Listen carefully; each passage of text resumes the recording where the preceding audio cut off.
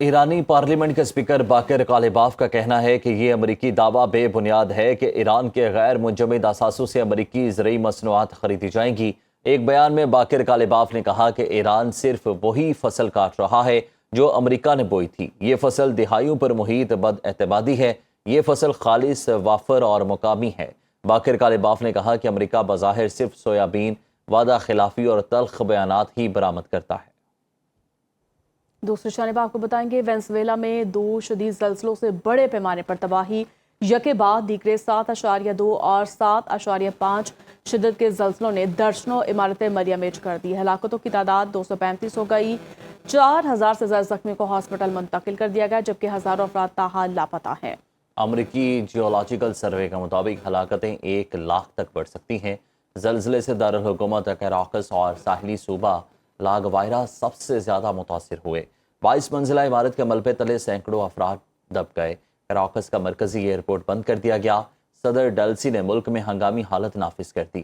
$20 کروڑ کا امدادی فنڈ قائم کر دیا گیا۔ وینزویلا میں بڑے زلزلوں کے بعد آفٹر شاکس کا سلسلہ جاری ہے۔ اب تک 1 درجن سے زائد زلزلے کے جھٹکے آ چکے ہیں۔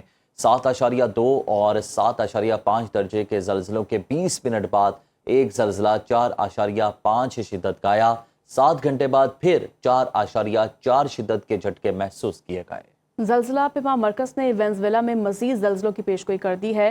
حکام نے خدشہ ظاہر کیا ہے کہ اگلے ہفتے 5 شدت کا ایک اور زلزلہ آ سکتا ہے۔ 70 سال کے بعد جزیرہ نما کوریا میں ایک اور جنگ کے خطرات منڈلانے لگے۔ جنوبی کوریا اور شمالی کوریا نے ڈرونز اور دیگر تباہ کن ہتھیاروں کی صلاحیت بڑھانے کا اعلان کر دیا۔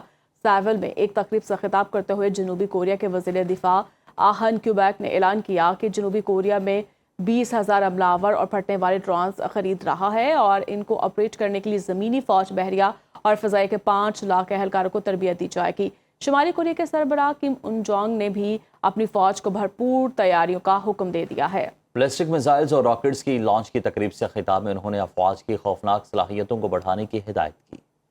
امریکی صدر ڈونلڈ ٹرمپ نے ملکی زرعی شعبے میں نئی جدتیں لانے کے لیے ایک اہم ایگزیکٹو آرڈر پر دستخط کر دیے۔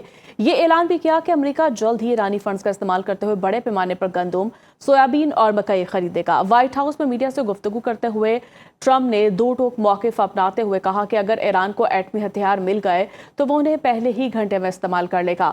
اسی لیے ایران کو جوہری ہتھیار رکھنے کی اجازت کسی صورت نہیں دی جا سکتی۔ کڑی پابندیوں اور دباؤ کے باعث ایران اب بری طرح ڈیل کرنے کے لیے بیتاب ہے۔ پورا یقین ہے کہ امریکہ اور ایران کے درمیان بہت جلد ایک نیا معاہدہ یا ڈیل طے پا جائے گی۔